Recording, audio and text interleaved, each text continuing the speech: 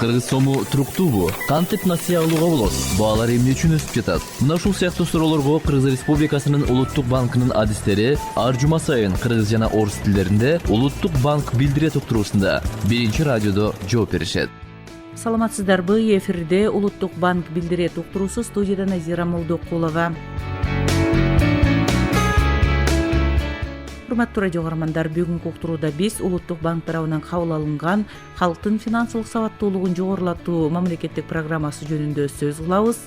Эсиңиздерге салсак, бул программа 2016-жылы кабыл алынып 4 жылга белгиленген.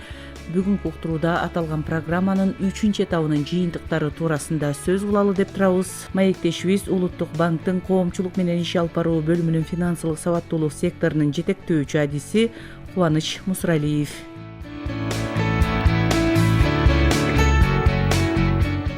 Кубаныч Ирапекович, саламатсызбы? Саламатсыздарбы? Мына бүгүн жалпы эле финансылык сабаттуулук боюнча программанын аткарылышы жөнүндө сөз кылсак, алды менен финансылык сабаттуулук деген эмне, анын мааниси жөнүндө кыскача токтолуп кетсеңиз. Рахмат. Финансылык сабаттуулук бул мүмкүн болгон финансылык кесепеттерди билип, финансылык билимин практикада колдонуу үчүн зарыл маалыматтарды алууга, аны түшүнүүгө жана баа берүүгө адамдын жөндөмдүүлүгүнүн болушу десек болот.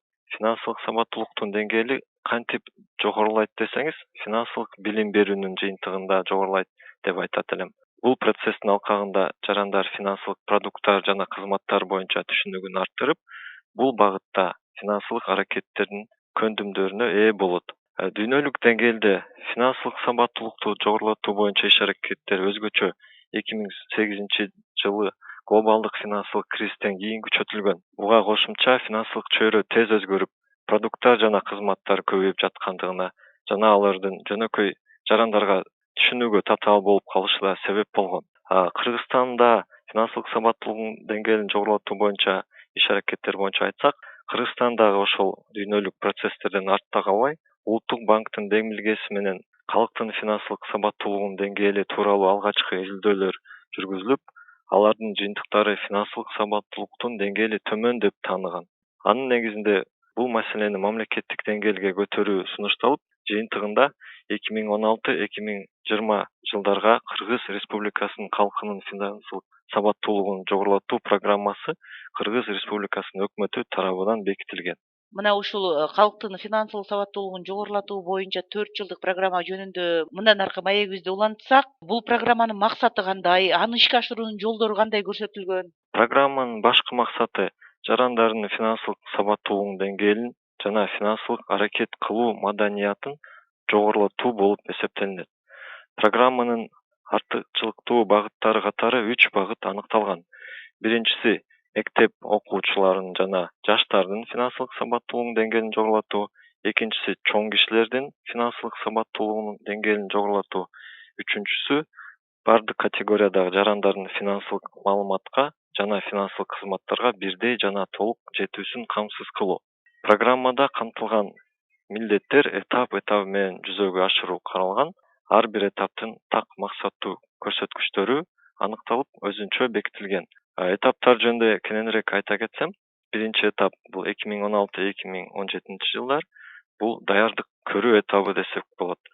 Ал этапта жарандардын ар кандай топтору үчүн базалык билимин жана көндүмдөрүн аныктоо, ресурстарды иштеп чыгуу, программаны ишке ашырууга тартылган ар кандай уюмдардын потенциалын жогорулатууну, ошондой эле финансылык иш-чараларды жана демилгелерди тесттен өткөрүү. Экинчи этап ал 2018-2019 жылдар өнүгүү этабы десек болот.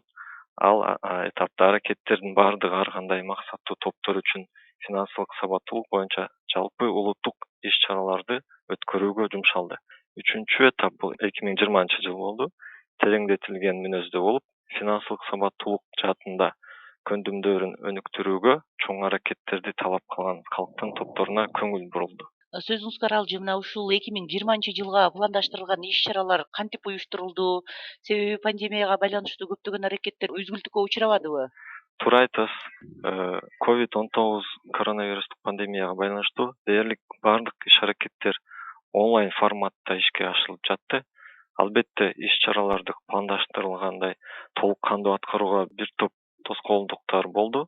Бирок ага карабастан Улуттук банк тарабынан бардык максаттар толук аткарылды. Тагыраак айтсак, 2020-жылга пландаштырылган иш-чаралар программада аныкталган 3 артыкчылыктуу багыттарды эске алуу менен өттү. Иш-чаралардын арасында региондордо финансылык сабаттуулук борборлорун ачуу, финансылык жеткиликтүүлүк боюнча улуттук стратегиясынын алкагында финансылык сабаттуулук боюнча компонентин иштеп чыгуу, мектеп окуучуларына арналган финансылык сабаттуулук боюнча ийримдерин түзүү, калкка кенен маалыматтык кампанияларды өткөрүү аракеттери ишке ашырылды. Кубанычбек Иратбекович, мына сиз жогоруда ушу пландаштырылган 2020-жылга максаттарды айттыңыз, анан өтүп кеткен жылы ушу программа кандай ишке ашты, буга да токтолуп өтсөңүз.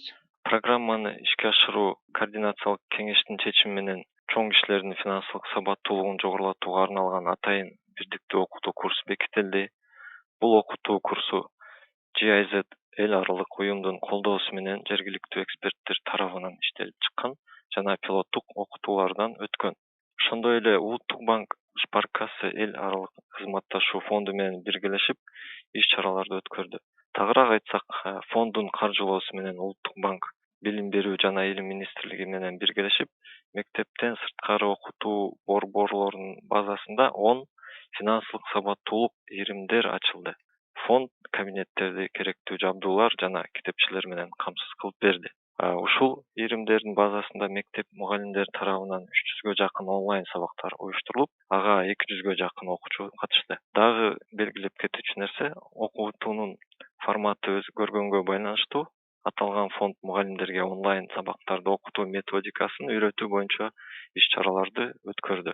Дагы эле карантинге карабастан калктын акча каражат топтоо маданиятын өркүндөтүүгө арналган дүйнөлүк акча каражат топтоо күнү маалыматтык кампания уюштурулду. Буга да Шпаркасса фондунун салымы чоң болду. Компаниянын жүрүшүндө 40 онлайн иш-чара, анын ичинде интерактивдик оюндар, конкурстар өттү. Эми Кубанычбек Иратбекович, мына быйылкы жылы аймактарда калктын финансылык сабаттуулугун жогорулатуу аракети кандай жүрүп жатат? Учурдагы бир процесстерге да токтолуп кетсеңиз. Улуттук банк GIZ эл аралык уюм менен биргелешип региондорго атайын көңүл буруу максатында финансылык билим берүүгө арналган атайын мобилдик тиркеме иштеп чыккан. Бул мобилдик тиркеме азыркы учурда тестирлөөдөн өтүп жатат жана жакын арада даяр болот. Буюрса жарандарга жагат деген ишеничтебиз. Буга кошумча региондордо финансылык сабаттуулукту жогорултууга арналган дагы өзгөчө иш-чаралар өттү. Улуттук банктын областтык башкармалыктарынын базасында жергиликтүү калкка финансылык кеп кеңеш берүү үчүн финансылык сабаттуулук борборлору ачылды. Ал борборлордо жергиликтүү калкка үй бүлөлүк бюджет, финансылык инструменттерди туура колдонуу боюнча консультациялар берилет жана финансылык сабаттуулугун жогорулатууга арналган окутуулар өткөрүлөт. Мындан сырткары республикабыздын тургундарына жеткиликтүү болсун үчүн Finsabad-KG интернет сайты кызыктуу финансылык маалыматтар менен үзгүлтүксүз толукталып турат.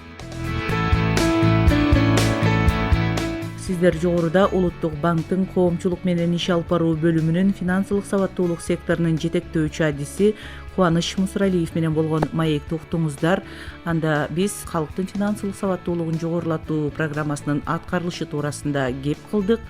Ушуну менен Улуттук банк билдирет уктуруусу соңуна чыкты. Даярдап алып барган Назира Молдокулова. Саламатта калыңыздар. Кыргыз сому туруктуубу? Кантип насыя алууга болот? Баалар эмне үчүн өсүп жатат? Мына ушул сыяктуу суроолорго Кыргыз Республикасынын Улуттук банкынын адистери ар жума сайын кыргыз жана орус тилдеринде Улуттук банк билдирет уктуруусунда биринчи радиодо жооп беришет.